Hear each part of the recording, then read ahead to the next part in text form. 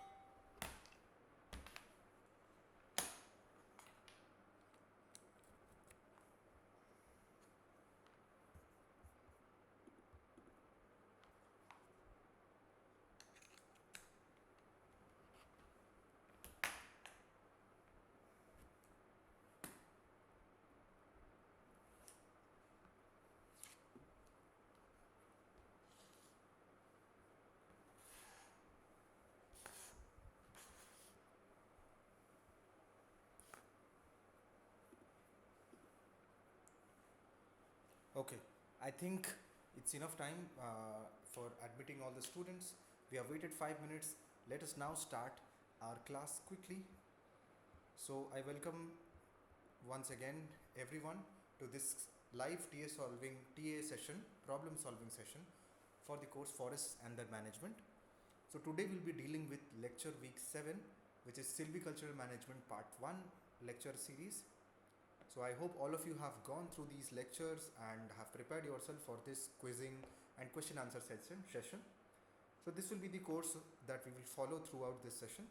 I have prepared 10 example multiple choice questions which are very similar to what you'll be facing in your assignments and quizzes.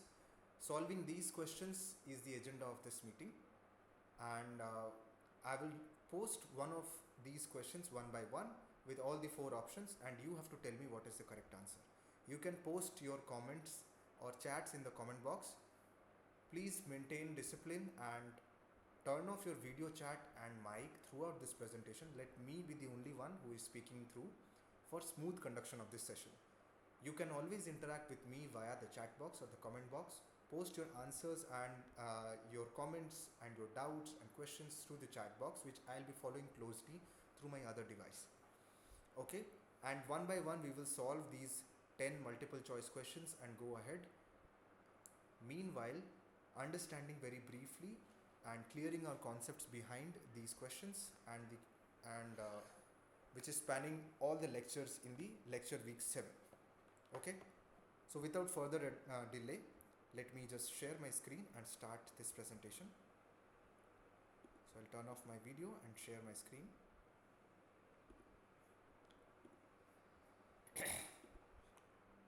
So remember, this is an interactive class. You can interact with me via the chat box. So please do use the option of interaction, because this is the only point of live interaction you will be having between recorded lectures of NPTEL and your exam.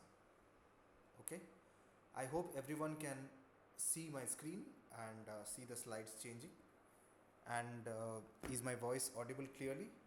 You can let me know with a thumbs up or a yes in the comment section. That will help me. Okay, cool. So here we are at Forests and their Management lecture week 7. Course code is NOC 26BD23. This course is taught by Professor Ankur Avadhya from IIT Kanpur, and my name is Ashutosh Behra. I am a PMRF scholar at IIT Kanpur. I am a TA for this course along with Ms. Garima from IISc.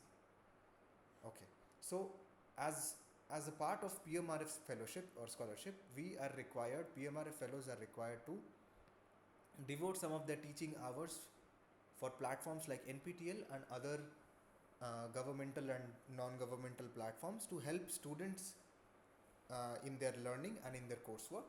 So I am dedicated to teach you about forests and their management this semester, and we are on week 7, where we are going to deal with example problem solving questions from this lecture. Okay, so here comes the first question, which has 4 multiple choice options. You have to let me know in the comments which is the correct option. Okay, question number 1, Tongia regeneration is which kind of regeneration? Tongia regeneration is option A, natural regeneration; option B, artificial regeneration with villagers; option C, artificial regeneration with nomadic tribes; option D, artificial regeneration with hunters and gatherers. Tongia regeneration, what is the type of regeneration that is referred to in this question? Understood the question, looked at the options. Now let's take some time to collect answers in the chat box. Please post your answers A, B, C, D, or you can write the full answer in the chat box. Let me know, and all the participants are encouraged to participate and answer in this chat box. Please post your answers and let me know what do you think is the correct answer. And in a minute or so, I will tell you what is the correct answer of this question, and we will discuss briefly about this option. Okay?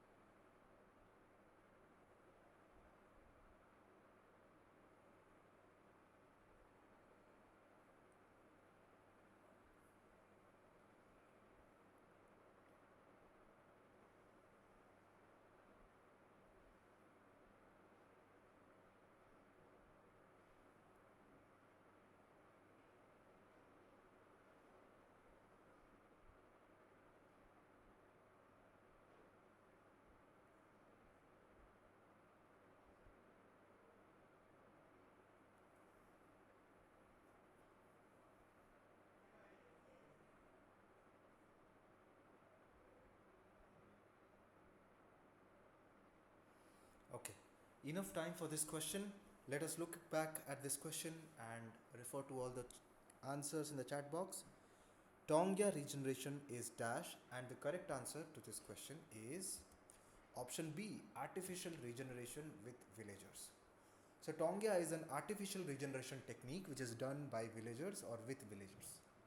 Now let us understand where does this term come from and what is artificial regeneration. Tonga is a specific method of artificial regeneration because humans intervene to establish the forest rather than relying on natural seed fall or regrowth. So this is the main difference between artificial and natural regeneration. Any human intervention to establish the forest or planting or seeding saplings is artificial regeneration rather than relying on natural seed fall or regrowth. While natural regeneration depends on nature's timing, Tonga is a proactive silvicultural technique where the forest is manufactured through planned planting. Yes, so this is artificial regeneration technique in which there is planned planting. It stands out from other artificial methods because it uses intercropping to offset the high costs of land preparation and maintenance. So what is this technique all about? It actually utilizes intercropping. Now what is intercropping? In this Tonga system, farmers cultivate crops like maize and groundnuts between rows of newly planted trees. These methods offer fruit production during early stages of reforestation, making land regeneration economically viable. So planting uh, plants like maize, which retains moisture in the atmosphere, which has a maximum moisture evaporation rate, and groundnuts, which are known nitrogen fixers. These are also agricultural crops, and many such agricultural crops are planted in between rows of newly planted saplings of the forest. This method offers food production during early stages of reforestation. It will enhance the reforestation in the early stages because of the nutrient fixation, nitrogen fixation, and water fixing the water cycle as well, making land regeneration economically viable. And by combining agriculture with forestry, it solves two biggest hurdles of artificial regeneration, which is high labor cost and weed competition. Now that there is agriculture, so there will be less weed competition because farmers generally do weeding around their agricultural crops, and high labor costs will also be avoided since farmers are getting their agriculture done within the forest. So this Tonga practice system is done by villagers and farmers and is a form of artificial regeneration. Now in a flourishing forest in the Tonga phase, once the trees reach maturity, the cultivated crops are phased out, leaving behind a restored forest. Now once the cultivation crops reach 4 or 5 years of maturity, when they needed to be cashed out for selling or for agriculture or food, they are phased out, leaving behind a restored forest. This balance between agriculture and forestry not only provides economic benefits for the farmers but also enhances biodiversity and helps combat deforestation. So that is why Tonga method is also considered one of the powerful forest conservation and regeneration methods, which is an artificial form of regeneration done with villagers. Is it clear to the students that what is Tonga regeneration and how is it an artificial regeneration done with villagers? Very good. Moving on to the next question, question number 2. Which of these is not advantage of clear felling system? Okay, understood the question? Which of these is not an advantage of the clear felling system? Option A, simple system, easy and efficient operations. Option B, allows for establishment of a more uniform crop. Option C, increases soil erosion and landslides in hilly areas. Option D, mimics natural processes of fire and large scale insect attacks. Okay, so there are 4 features or characteristics of clear filling system, and you have to tell me which of these is not an advantage of the clear filling system. Okay, read through each option carefully and let me know your answer in the comment box. In a minute or so, I will come back, check the comment box, and tell you what is the correct answer to this question.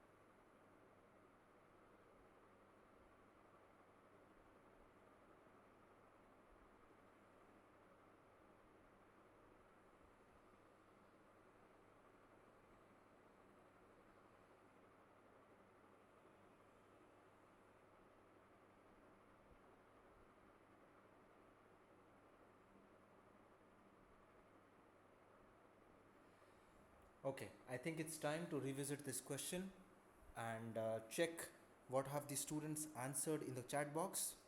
Which of these is not an advantage of clear filling system? Okay, so the correct answer to this question is option C. Clear filling system does not increase soil erosion and landslide in hilly areas. So, clear filling system increasing soil erosion and landslide in hilly areas is not an advantage of it, while all other 3 points are an advantage of using a clear filling system. Clear filling system is a simple system, easy and efficient operations. It allows for establishment of a more uniform crop. It mimics the natural processes of fire and large scale insect attacks, but all these three are advantages of clear felling system, while increasing soil erosion and landslides in hill areas is not an advantage, rather a disadvantage of using a clear filling system. Now, what is this clear filling system we keep talking about? The clear filling system is a silvicultural method where an entire mature forest crop in a specific area called coop is harvested in a single operation. Just like as mentioned in this picture, felling of all the trees in a specific patch or an area in the forest or the cover, which consists of more mature forest crop, such that you harvest them for timber and allow regeneration and tending of the stand. So this is a classic silvicultural practice in which clear filling system is used to fell all the mature forest crop in a specific area and harvest them for timber. This system is primarily used for light demanding tree species and results in a new even aged forest. Here you go. It is mostly opted for light demanding tree species. So when you remove the mature big tree species,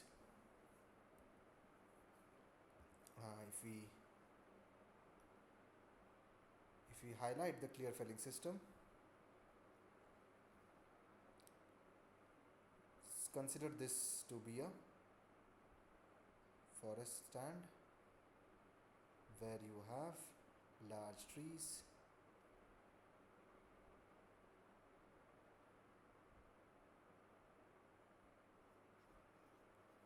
These are mature, and then you have young trees,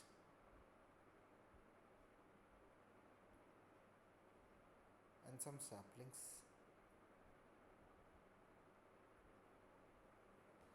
So you have a mix of all population, all age groups. Now in a clear filling system, you eliminate the mature trees, all the trees matured in one go to allow the to reduce the canopy. First is reduce the canopy,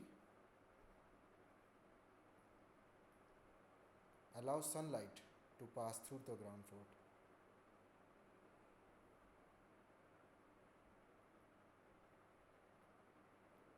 To younger trees,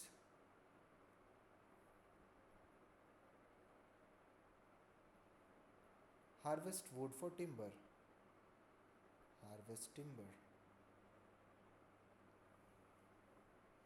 So this is called clear felling system. Clear felling of all trees in one go, in one sitting.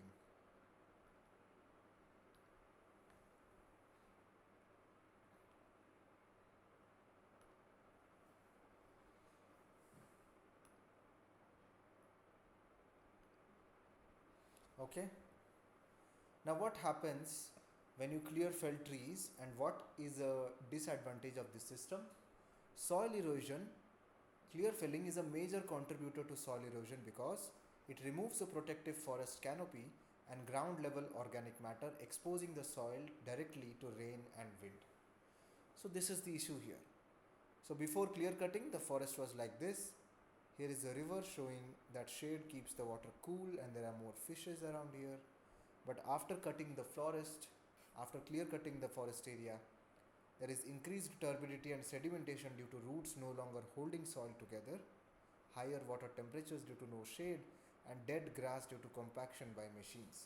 Okay, so now that the trees are cut, the roots and the trees stumps are dead, the roots are no longer holding the soil together and exposing the top layer of the soil to wind and water, directly eroding the soil to form sediments and deposit in the rivers.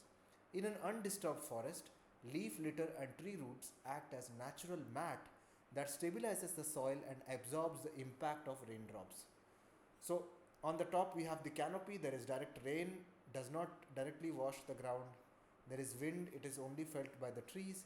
Now when the trees are cut, the topsoil is exposed to rain and water, very prone to erosion.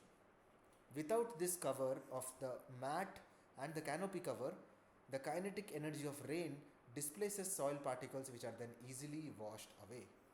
And it also affects nearby marine life as well as small grasses and grasslands, affects the temperature, the humidity and the erosion capability of the soils around it.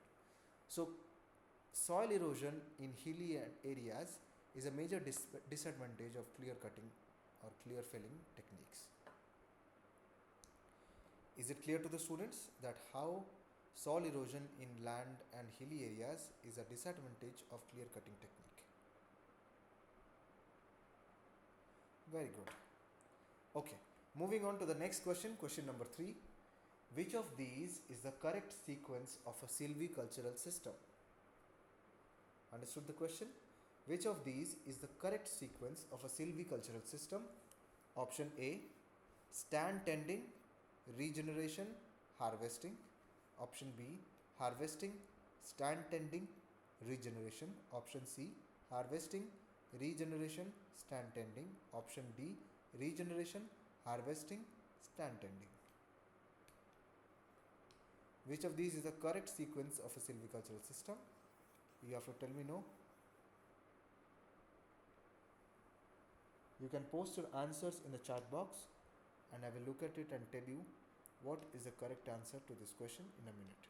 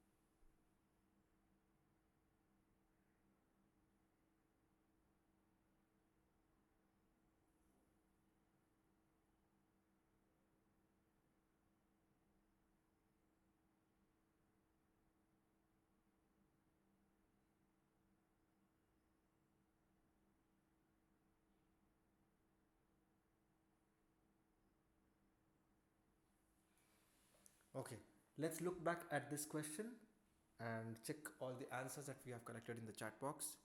Which of these is the correct sequence of a silvicultural system?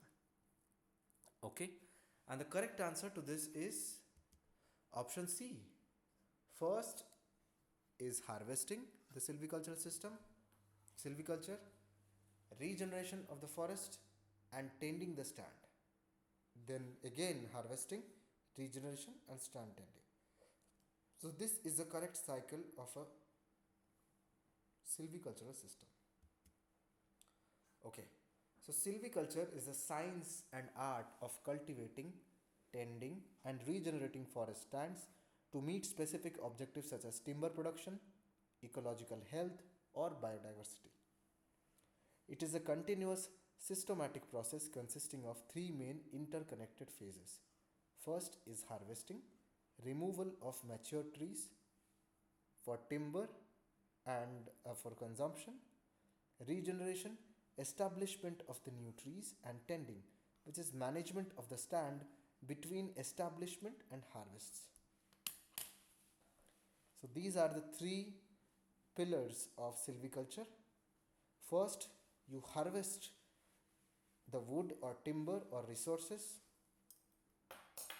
from your forest, removal of the mature trees mostly. Then you regenerate or establish new trees in the area.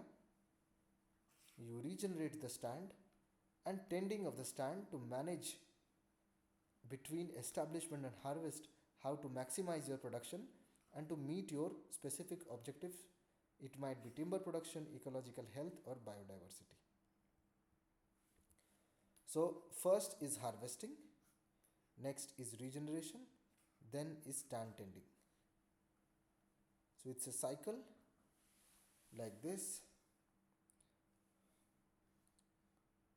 First we have harvesting,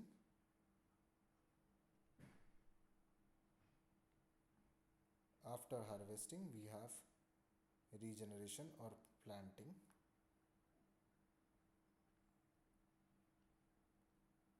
and after regeneration we have stand tending.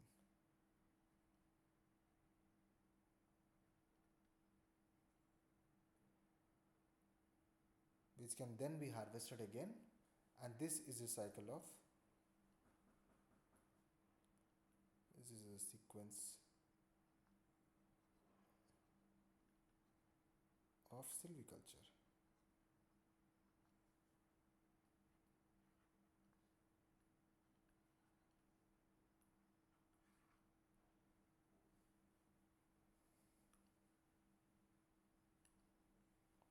Okay, did everyone understand that?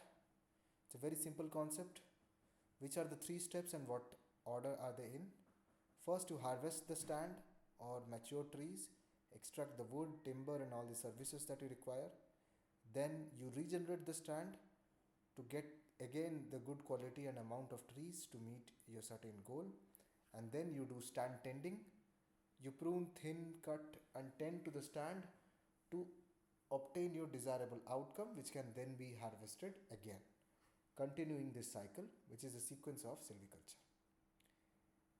Okay, moving on to the next question, question number 4. Ring weeding is primarily a feature of dash. Ring weeding is primarily a feature of dash. Option A, natural regeneration. Option B, assisted natural regeneration. Option C, artificial regeneration by direct sowing. Option D, artificial regeneration by planting seedlings.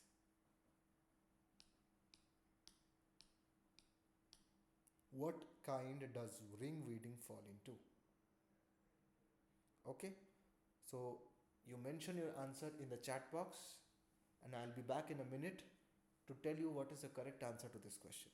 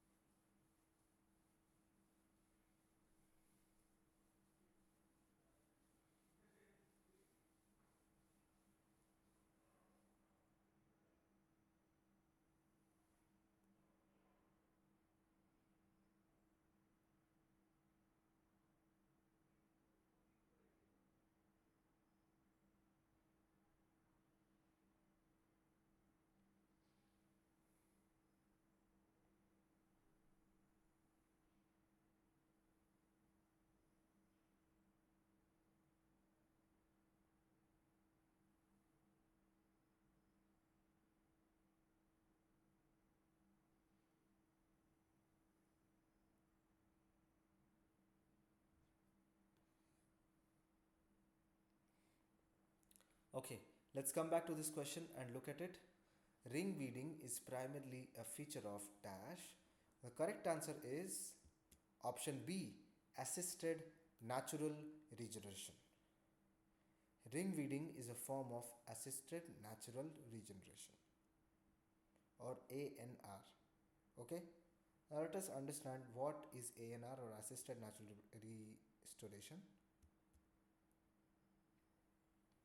and how ring weeding is coming into this category. Ring weeding in forest regeneration involves removing competitive weeds, grasses, and vegetation within a radius around the base of the seedlings and saplings, typically by hand, to reduce competition for nutrients, waters, and light. For example, this is a coniferous sapling or coniferous plant that has been planted here, and what the farmer or a forest official is doing is now called ring weeding. In a particular radius around the base of the seedlings, you have to make a pit or remove competing weeds, grasses, and vegetation to reduce competition for nutrients, water, and light, so that there is no nutrient so that there is no nutrient deprivation for the planted sapling. So this is the form of ring weeding.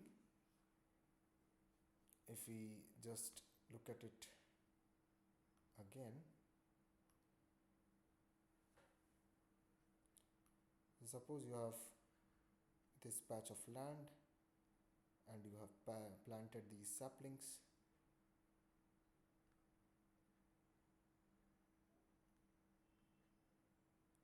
In regeneration, but there are these grasses which are everywhere on the field, which form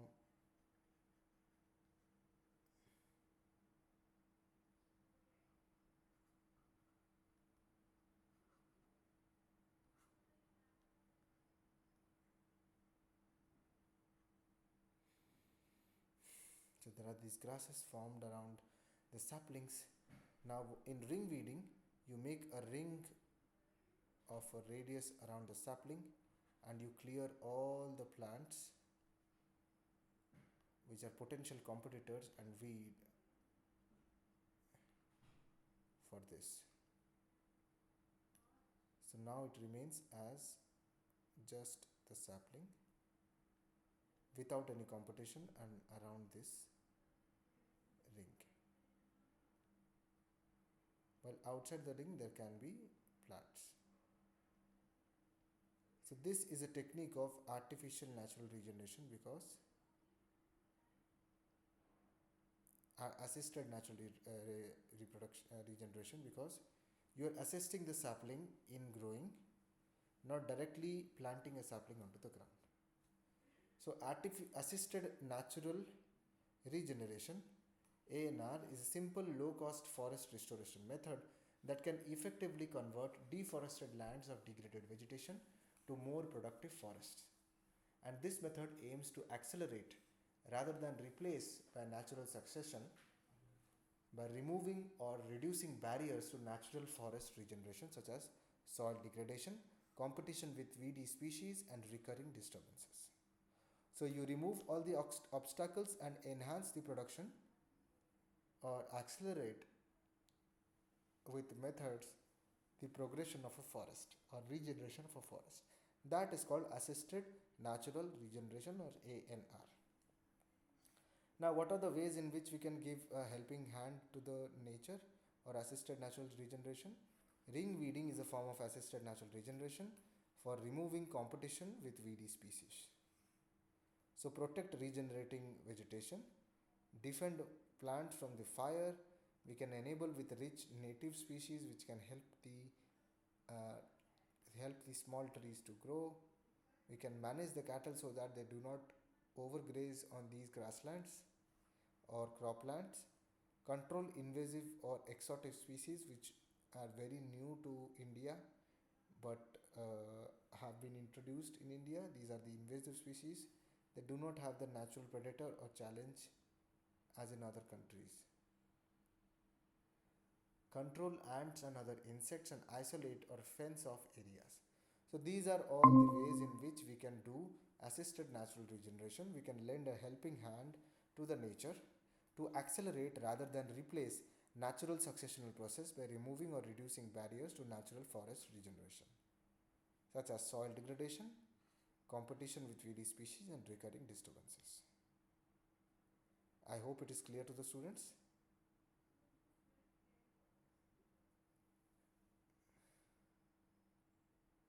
Okay. Thank you for letting me know. Moving on to the next question. Question number 5. Tending is done during dashed. Tending is done during dashed. Option A, early stage of life. Option B, middle stage of life. Option C, late stage of life. Option D, any stage of life.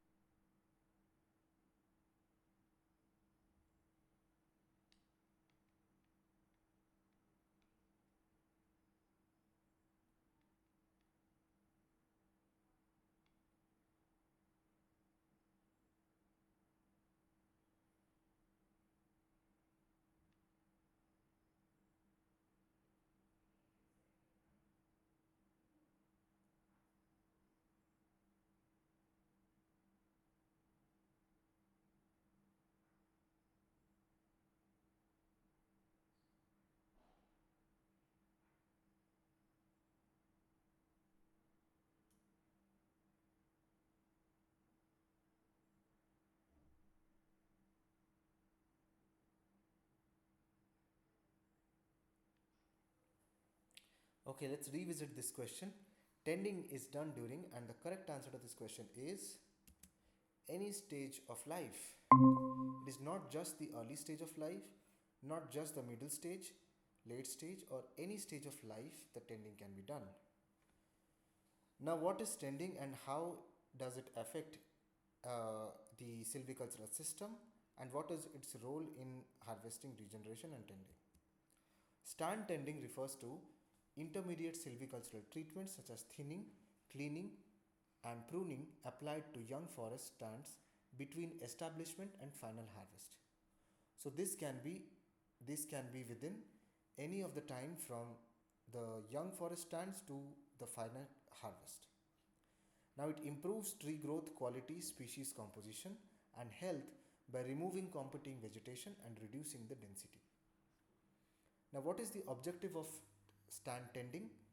Stand tending mainly aims to reallocate the resources such as light, nutrients, water to desirable trees and enhance their timber quality and improve the forest resilience.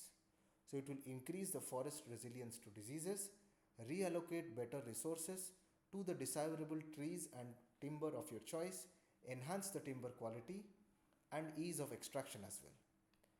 So, stand tending activities include thinning, cleaning, and pruning, which can be applied between any time of life of the plant from younger stages till the establishment or final mature stages of harvest.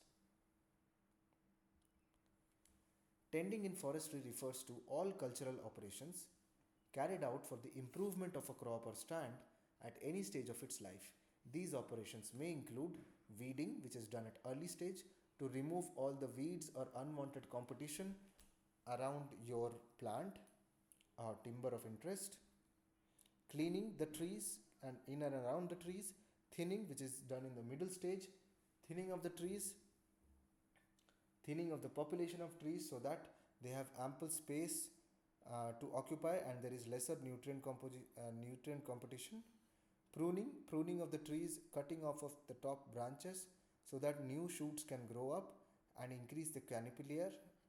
Climber cutting, climbers which can really strangle the trees, and also parasitic climbers which depend on the tree's nutrition and cover the foliage of the tree sometimes to block or decrease their NPP productivity and photosynthetic rate.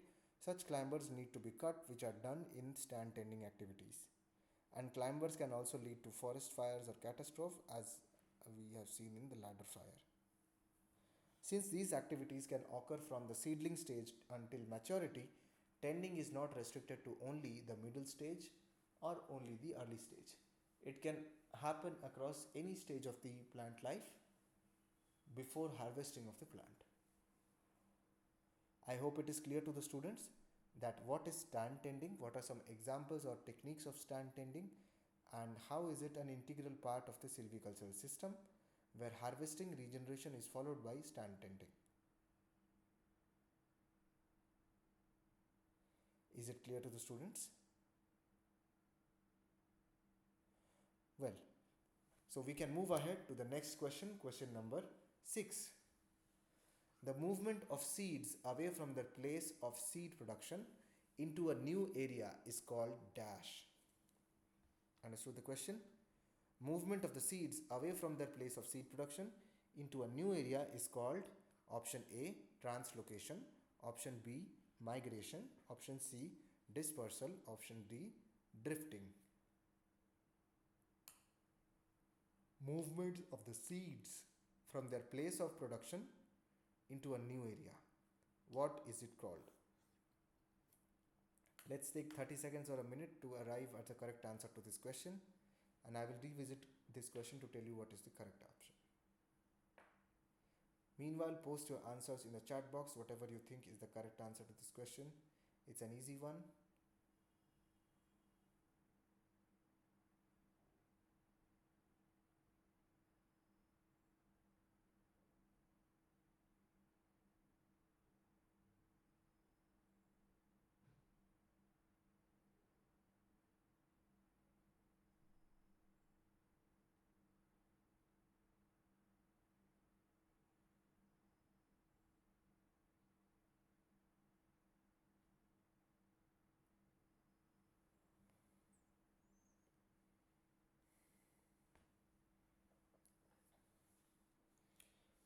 Okay, I think it's enough time for this question.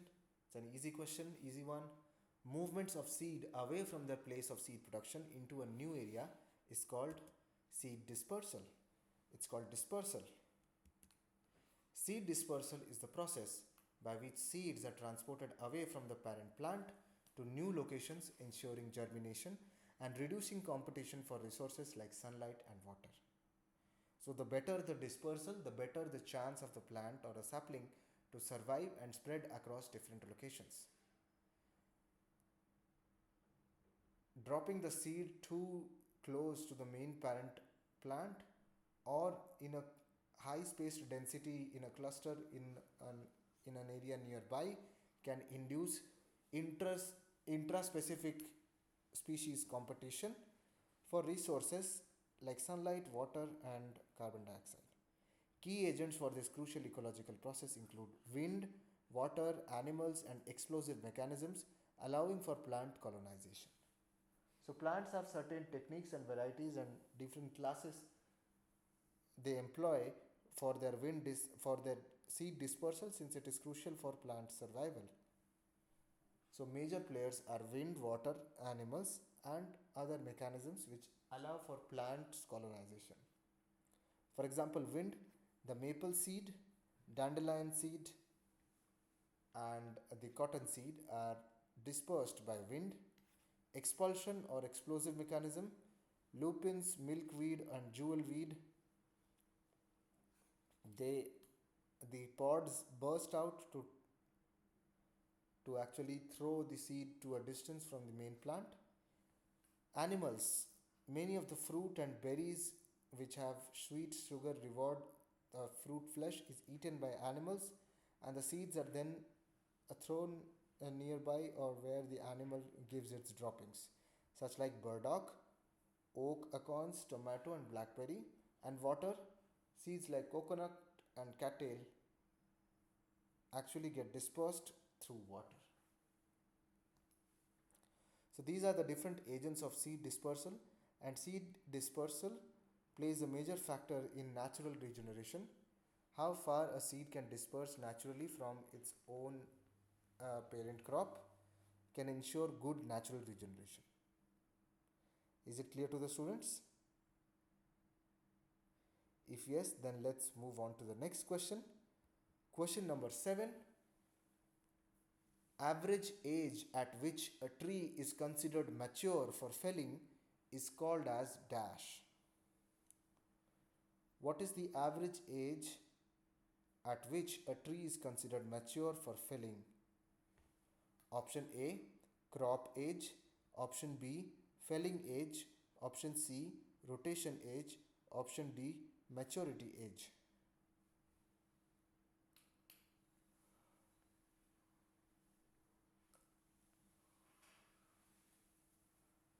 Post your answers in the chat box while I visit this question in a minute to tell you what is the correct answer.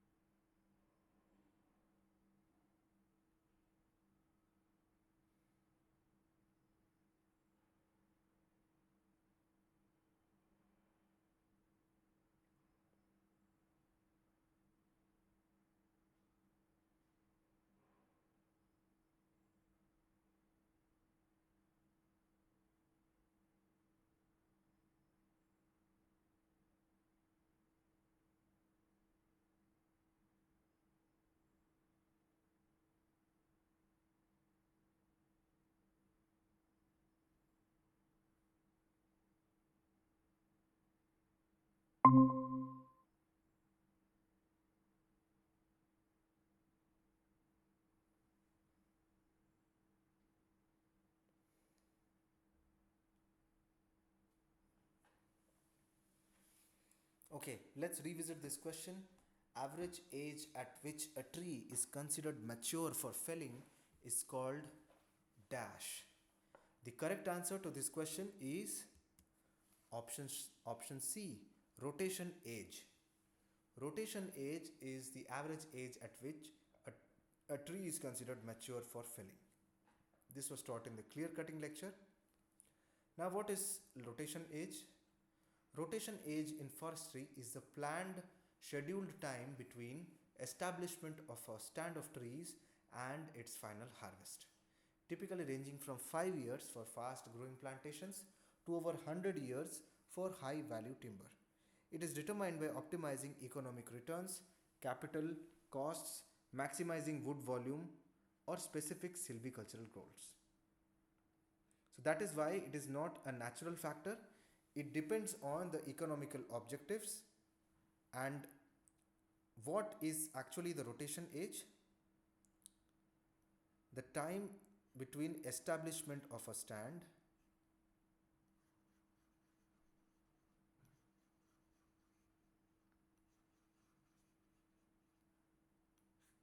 to felling of these stands.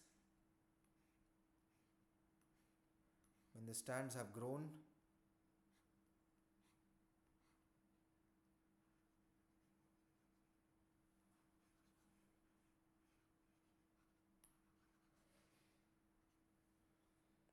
if this is the time you have to wait for, your timber output, for timber output, for economic services, economic viewpoint, economic returns, and ecological services. All these leads to the calculation of rotation time or rotation age.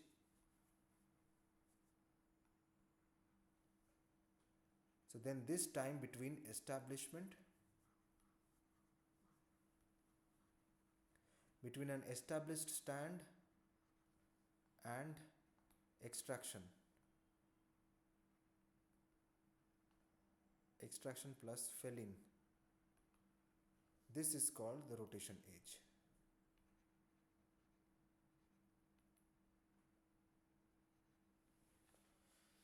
Now it is determined by optimizing economic returns.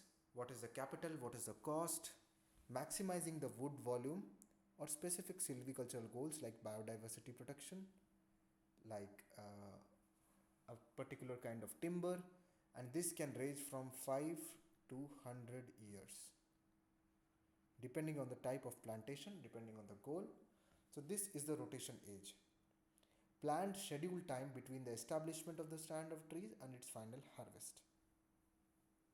And after this rotation age has passed, there is harvesting, then followed by regeneration of the stand and stand tending, leading to again waiting for the rotation age to again fell or harvest the timber or services out of this forest. Is it clear to the students? If yes, then we will move ahead to the next question. Question number 8. Here is an example given before you. A situation. A site was clear cut. Which of these methods of regeneration cannot be used in a short time frame?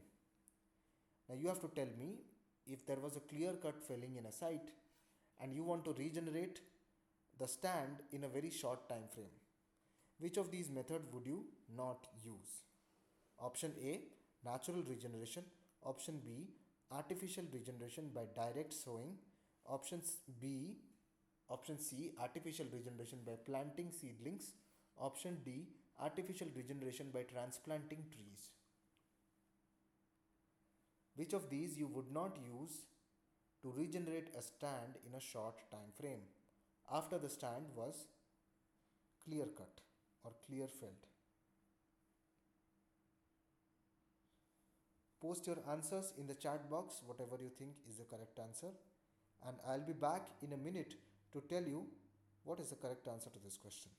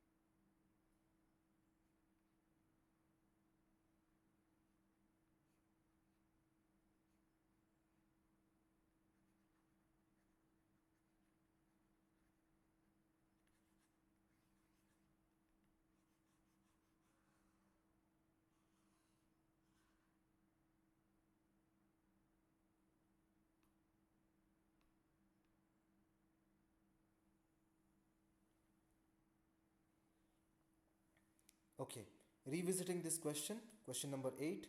A site was clear cut. Which of these methods of regeneration cannot be used in a short time frame? Correct answer to this question is option A, natural regeneration. Of course, it is natural regeneration which cannot be used if you want to regenerate the stand in a short time frame, because natural regeneration, which depends on the natural seed fall and growth, is not under our control and is generally a long time taking process. Whereas all the forms of artificial regeneration, by direct sowing or planting seedlings or transplanting trees, will help us regenerate the stand after a clear cut site in a short time frame. Now let us understand what is natural regeneration and how does it differ from the artificial regeneration. Natural regeneration is the self-sown recovery of forests through natural seeding, sprouting and coppicing after disturbances like logging or fire. So it can be either coppicing or it can be self-sown recovery of forests through natural means, no human intervention. This cost-effective passive process fosters high biodiversity and produces trees better adapted to local conditions. Of course, since there is no human intervention, only those saplings or seeds and trees can survive which are suited for the natural condition of the soil, the weather and the climate, including the rainfall and humidity. So here is an example of coppicing in which when a tree or a site was clear cut, the tree cut to low stump in the winter. Following spring, there are few of these roots or shoots appearing from the tree stump, which can further grow onto bushes and other primary tree stumps and regenerate within some time. And pollarding, tree cut to tall stump in winter, can also form through all natural means form these sproutings, out of which one of them can regrow to make the full tree. Now this is the form of natural regeneration. Another example is here in which a veteran birch tree, or which is the seed source, and an area which have been cut felled, uh, area which has been cut felling, clear cut felling. This is the seed source. Now seeds has been dispersed naturally and naturally regenerating birch woodland is what we see here. So this is the examples of natural regeneration: self-sown recovery through natural seeding, sprouting or coppicing. And this is cost effective passive process but also produces high biodiversity and trees that are better adapted to local conditions. Comparing the natural regeneration with artificial regeneration, minimal human involvement with the natural regeneration, whereas artificial regeneration is totally brought upon by human involvement. Natural regeneration is low on cost while artificial regeneration cost higher. There is little control over species and genetic diversity in a natural regeneration since it is totally natural. While in artificial regeneration, we can choose the plant and the saplings that we plant and the type of forest and stand we want to grow. Growth uniformity, it is irregular for natural regeneration, while for artificial regeneration, it is mostly uniform. And adaptation, very good adaptation in the form of natural regeneration, because only those saplings and seedlings survive which can adapt to this present soil and climate conditions. While artificial regeneration, this depends on the species selection whether it can adapt very good or not. Now in aspect of speed of establishment, natural regeneration is generally slow because longer and uncertain depends on seed years, weather, natural conditions, whether the seed has been eaten upon by predators, whether it is getting enough sunlight and water to germinate. Whereas in artificial regeneration, the speed of establishment is faster, shorter and predictable because seedlings or seeds are planted by humans along with proper information and fertilizers in the soil. Okay, so therefore in a clear cut site, if you want to regenerate a forest in a short period of time, the option that you should choose is artificial regeneration, which is faster than the natural regeneration. Is it clear to the students? Yes? If yes, then let's move on to the next question. Question number 9. Which of these is not a feature of natural regeneration? Understood the question? Which of these is not a feature of natural regeneration? Option A, low costless requirement of heavy machinery and labor. Option B, less requirement of heavy machinery and labor. Option D, preservation of genetic variability. Option D, good control over genetic improvement. And the question says, which of these is not a feature of natural regeneration? Understood the question? So please post your answers in the chat box, and I'll revisit this question in a minute and tell you what is the correct answer to this.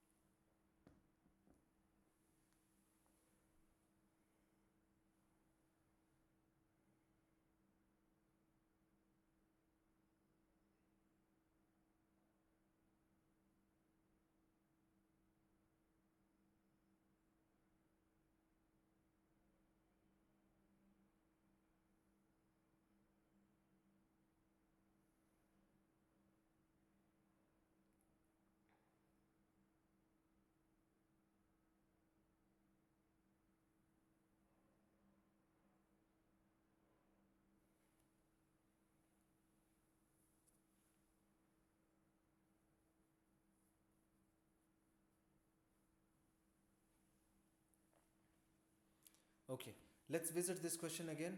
Which of these is not a feature of natural regeneration? And the correct answer to this question is option D, good control over genetic improvement. Natural regeneration does not ensure a good control over genetic improvement, which is true. So, what happens in natural regeneration exactly? Forests regenerate naturally from seeds or vegetative parts. So, humans have little or no control over the genetics of the trees. So, features of the natural regeneration, it is low cost, it requires less heavy machinery and labor, it preserves genetic variability rather than increasing it. So, which is not a feature? Good control over genetic improvement is not a feature. This is a feature of artificial regeneration where humans select improvised seeds or superior seedlings.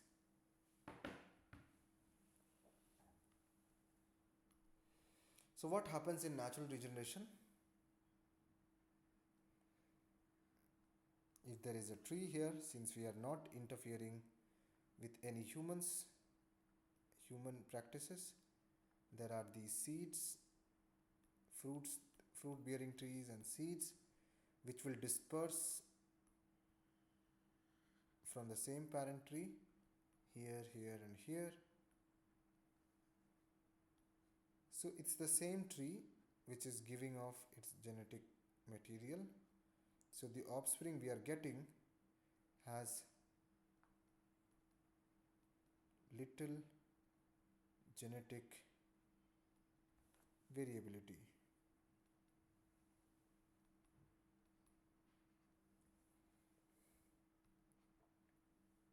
And in a population perspective,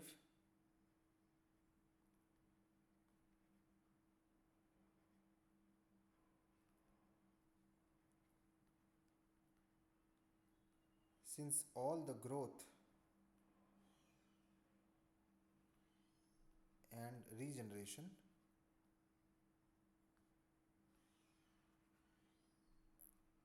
depends on seed dispersal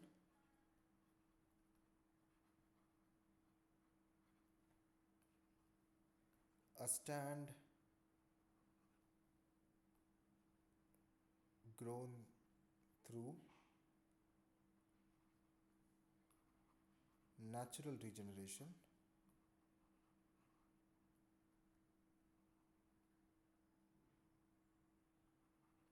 will have low species variability.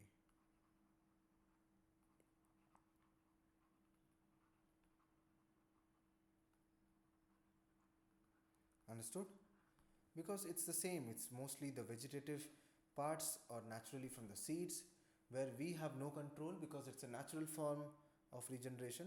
Thereby, this will preserve, in a population perspective, it becomes more stark that a stand that is grown through natural regeneration will have low species variability as compared to a stand grown from artificial regeneration where we can choose which are the trees or saplings we are going to plant in a fresh cut area or a pioneer species kind of area.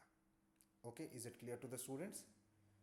Coming to the last question of this session, which of these is not a feature of natural regeneration?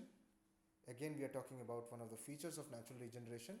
Option A, seed consumption by insects and seed feeders. Option B, little control over spacing and stand density. Option C, long time needed to regenerate the forest. Option D, high requirement of heavy machinery and labor. Now you have to tell me which of these is not a feature of natural regeneration. Let me know your answers in the chat box. I will check it and tell you what is the correct answer to this question.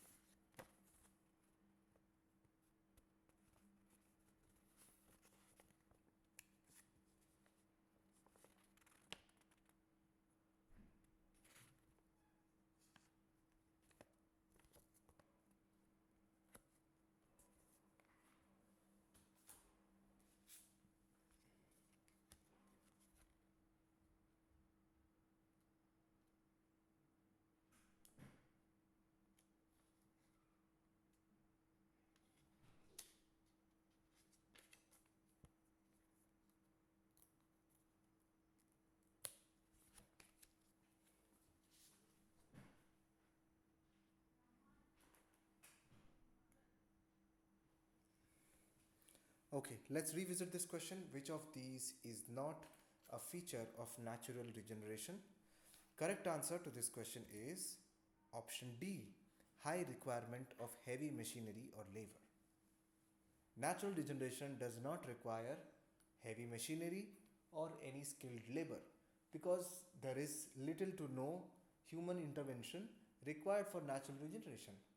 We are letting the forest grow itself back to its feet. We are letting the stand regenerate on itself only on based on the natural processes. So let us look at the other options. Seed consumption by insects and vertebrates, looking at an insect eating the seed of a plant, significantly hinders natural regeneration by destroying seeds pre and post dispersal, often causing regeneration failure in forest stands. So this is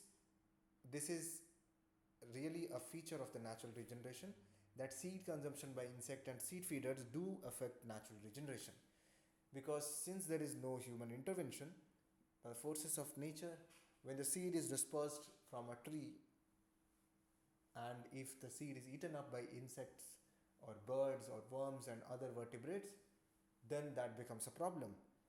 And this problem can happen both pre and post dispersal stages, often causing regeneration failure in forest stands.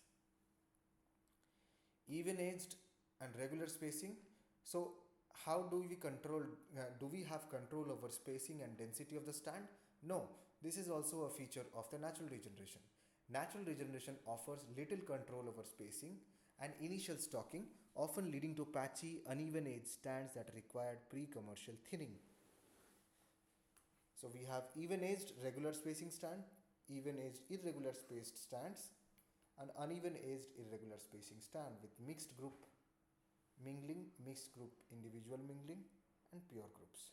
So this is a result of the natural regeneration methods, that you get uneven aged irregular spaced stands because you have no control over the spacing and initial stocking of the plant or the forest, unlike artificial regeneration methods. While natural regeneration is generally characterized by its low cost, low impact nature, often requiring minimal to no heavy machinery and significantly less labor compared to artificial planting. It relies on the natural processes like wind or animal driven seed dispersal and vegetative sprouting like coppice or root suckers to restore forest ecosystems. Here is an image showing the minimal equipment requirement and labor, unskilled labor for natural regeneration, just for the felling of trees. It is low cost, low impact nature, minimal to no heavy machinery and less labor compared.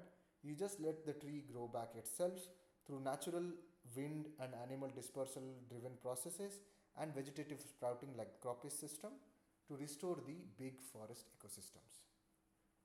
Thereby, this is the correct option, which is odd one out from the natural, which is not a feature of the natural regeneration methods. Is it clear to the students?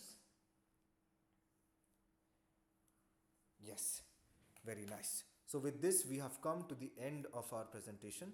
We have discussed 10 slides. We have discussed 10 such questions. I'll just come back to our class here.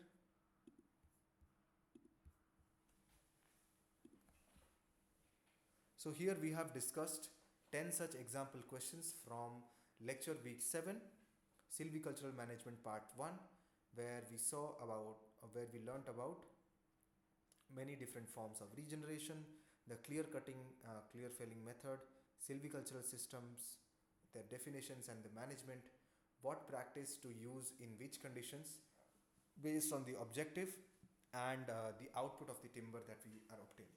Okay, I hope everyone liked this class and followed this class. If you have any suggestions for improvement of this class or the way I conduct these sessions, you can write to me in the chat box or email me. And this is a recorded lecture which will now be uploaded on YouTube, where the video will be submitted. The video link will be provided to you by the NPTEL, along with the slides that I have presented will be shared to you as a material. Hope to see you in the next class. If you do not have any doubts, next class is also going to be on a Wednesday, because next Saturday I will be traveling as well. I will mention beforehand that the NPTEL authorities need to reschedule my class. Okay, so see you next Wednesday. Get ready and prepared with the lecture week 8 dealing with silvicultural management part 2. And till then, take good care of yourself and bye bye. I'll be ending this call right now.